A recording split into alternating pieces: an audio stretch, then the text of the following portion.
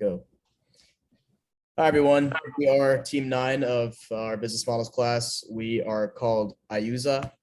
The reason for this is because we have chosen the first initial of each of our names to represent our platform. We are Io, Umar, myself, Ingrid, and Adiza. So just a brief agenda of what we plan to cover today. We'll go through each section individually, but for now, Adiza is going to kick us off with our executive summary. The team is launching AUZIA, a B2B platform business to disrupt the educational learning space.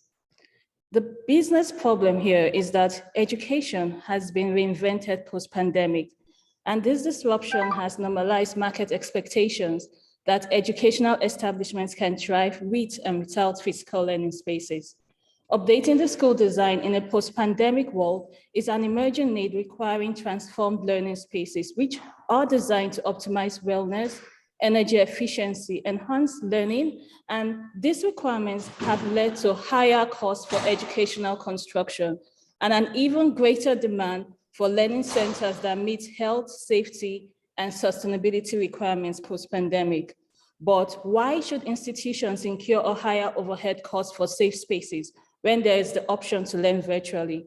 A hybrid model is required to optimize learning spaces, and this is the stimuli for why AUZIA is creating a business-to-business educational space sharing marketplace platform.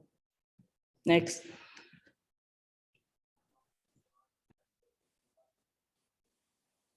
Yeah, AUZIA is a multi-sided platform where the institutes, they have the property, they can interact with the institutes, small institutes, instructors, trainers that require the space.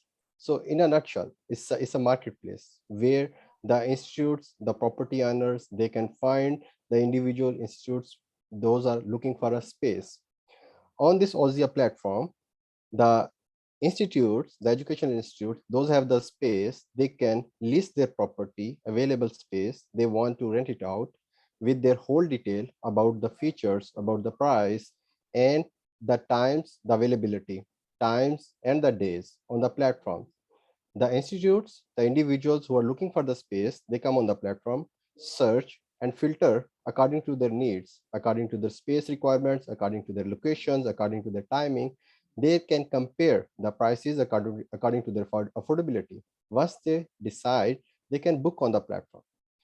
They are allowed to communicate with each other only on the platforms. They are not allowed to communicate outside the platforms. Once they finalize the booking, the instructors, they can pay directly to the AUZIA, and then AUZIA deduct the charges, the fee, and then pay back to the institutes. So this is how the whole business model works. Let's talk about what's making this company valuable to our customers. Well, first of all, right now, what's happening? Our customers have different pain points, gains, and definitely jobs that they have to take into consideration to get their job done.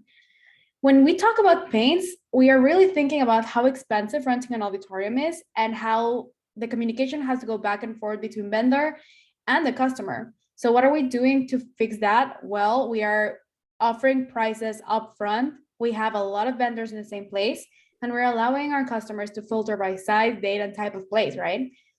When we talk about gains, we are offering access to academic spaces easily. We are centralizing communications, and we're offering multiple options in one place. Well, how are we doing that? Well, we are offering a lot of options across sizes and prices for everyone. We are offering an easy-to-use platform, and we are saving time to our customers by giving direct access to vendors. Last but not least, let's talk about the jobs that we're adding to their plate. Well, they have to register on our website, they have to compare the options, and in case they're working with other people on their team, they will have to forward the quotes and everything just to make sure that everyone is on the same page. Our service is definitely a look, book, and pay online type of platform, so you can do everything right there and then. We have detailed spaces, and we have to offer 24/7 support.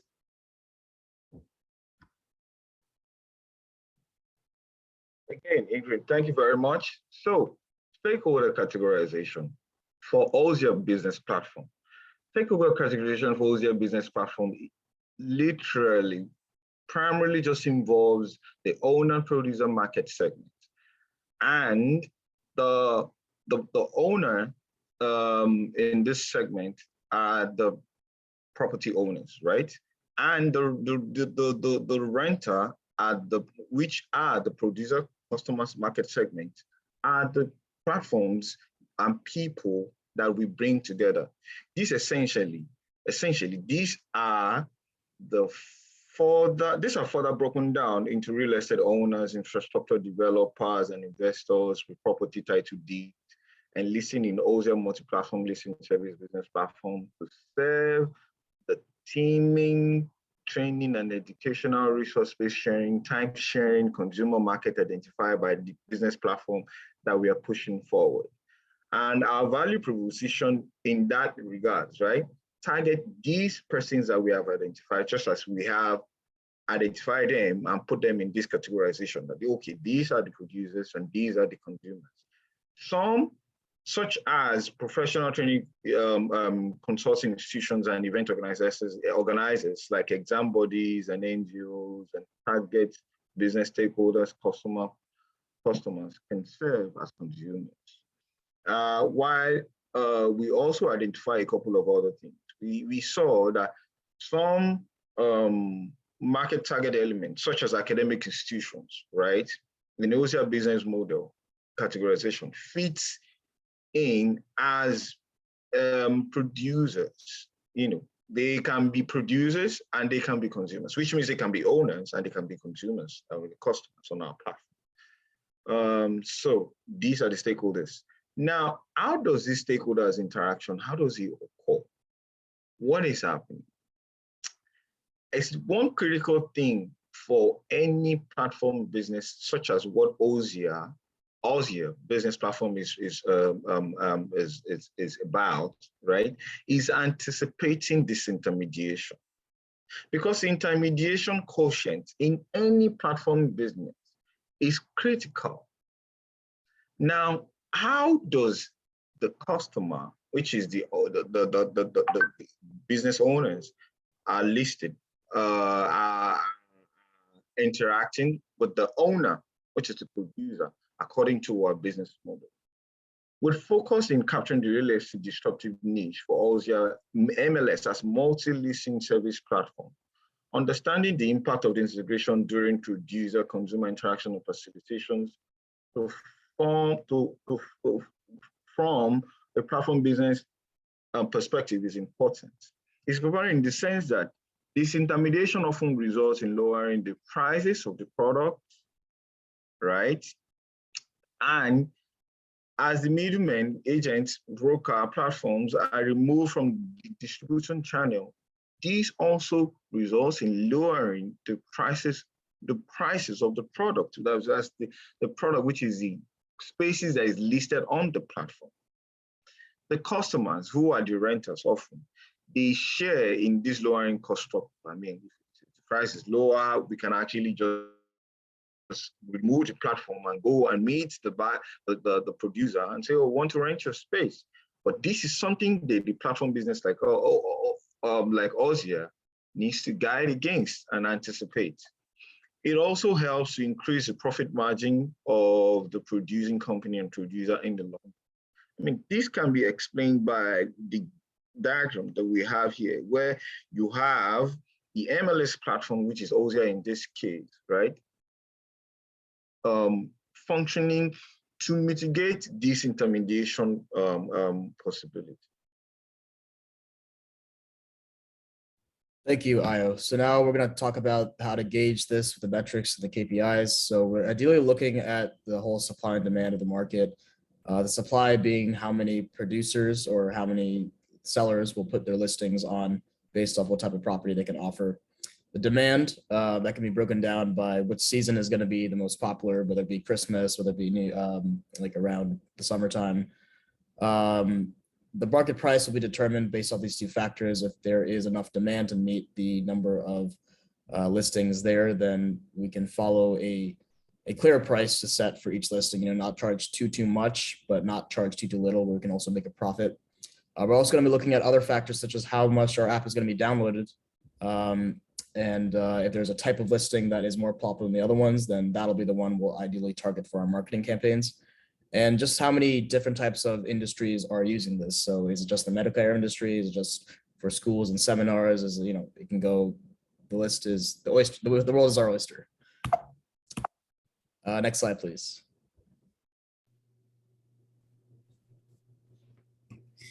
AUZIA will become more valuable as multiple participants, both producers and consumers, join the platform.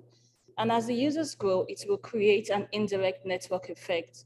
The platform is designed to rapidly scale and grow as network attracts more consumers and producers, leading to better value propositions to all stakeholders, which enhances the business turnover and in turn attracts more users to this platform. The platform is designed with auxiliary services for resource sharing, such as a virtual library, digital learning management systems, and video conferencing for virtual learning. As consumers integrate the platform services, they get locked in, and this indirectly locks in the producers as well. And this attracts more users to the network as switching costs even becomes higher. The network effect of all these participants translates to win-win for all users of the platform. My colleague will discuss the next slide now.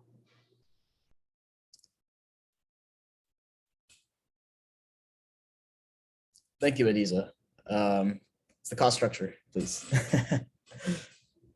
Previous slide. All right, so our cost structure is broken up into 6 main things. Our platform is very, very similar to the concept of like how Airbnb shares spaces. So we have some similar cost structure elements with them, but that is our sales and marketing, how much is going into the marketing campaigns, the R&D, how we can expand it in the future plans, management and administrative expenses. So who's going to be running this? Anything with insurance, obviously when you have a property, you're going to need some kind of renter's insurance or entrepreneurial renting insurance, similar to Get My Boats. Any interest and long-term liability expenses. So if there is a property damage with the insurance, or if someone is paying off credit and accounts payable, then we'd have to do some sort of expense with that. And any long-term investment projects, let's say we want to build our own facilities at some point in the long term, then we could definitely look into that. And now we'll go to the monetization of how we can make our revenue. So we follow a philosophy where we want to give our market just a really easy experience to use at low cost. That's why when we talked about in the KPIs, we don't want too high of a price, but at the same time, we also want to make a profit for ourselves with our fees for services and commission fees. We'll have some sort of agreement with our entrepreneurial insurance firms.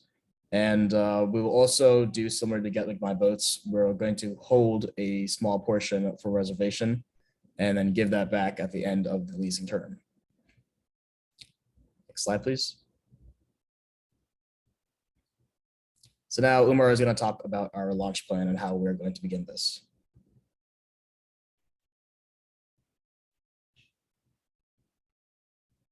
I think you're muted, Umar. So yeah, so as a platform, we have, the suppliers and the consumers. So as a launch plan, we have a more focus on our supplier side. So we know like the more listing, it will attract the consumer to come over on platforms to get benefit from the platforms. So there's once they have the more listing, there's a more opportunity for the consumers to get benefit from the platforms. So how we are going to attract them? We are going to use our digital marketing platforms to attract the, the vendors, so the property owners to list on our platforms. So yeah, so next. Okay, so I'm going to follow up with theoretical research on the adoption process that my colleague Umar mentioned. For adopting a new product at first, this is the consumer behavior research that we did at AUZIA. For adopting a new product, at first, the consumer becomes aware of new product, but does not have information about. That is where we have product awareness. Then the consumer shows interest and search for the information about this new product. That is where the platform interest comes in, right? Because in the third stage, this is where it falls into the 5 stages of consumer adoption process, right? In the third stage, the consumer evaluates whether they're trying the new product and if the product is worthwhile. After that, the consumer tries the new product and on a limited scale to improve the value assessment at the first stage. The consumer decides at the last stage, right? The consumer now decides, right, if the product is worth it. And this is the entire process where consumer behavior goes through, from research before they adopt any platform. This we have tried to understand, and then we try to meet all these elements for adoption, and we came up with the model, right, which is leveraging on technology, right? And how do I mean leveraging on technology? Because engagement leverage through technology is summarily the use of multi-listing product search websites, right? That allows for sign-up spanning to AUZIA platform application development for social media brand engagement and many other multi-listing services that like leveraging the business integration with other partnership products with the existing platform in similar business times, space-time sharing resource ecosystem. And these are the things, all these things that I just mentioned, right, in high-level form, actually is leveraging on technology. This is what AUZIA platform is leveraging. Next slide. So just in the future, what we can do, we talked a little bit about how there is opportunity for long-term investment, but we can increase our R&D expenditure to develop new products, expand the platform and whatnot. We can do more mock-ups to demo new prototypes, implement new business plans. And also, as we said in our launch plan, we're going to start in the UK primarily, but there can be space sharing across countries. Let's say there is like a sports team that wants to use a facility, just an example, doesn't have to just be education. Then they can look like Real Madrid can go to like Liverpool, for example. But that's just some of our plans for the future and long-term investment. Next slide, please. We did the entire platform canvas here. We're just going to put it for reference or as our conclusion, but ideally we want to make this happen. We think startup costs are going to be primarily self-funded from angel investors and crowdfunding sources. So we're not really going to look at VCs or share equity, but this will be pretty feasible in our eyes. Thank you.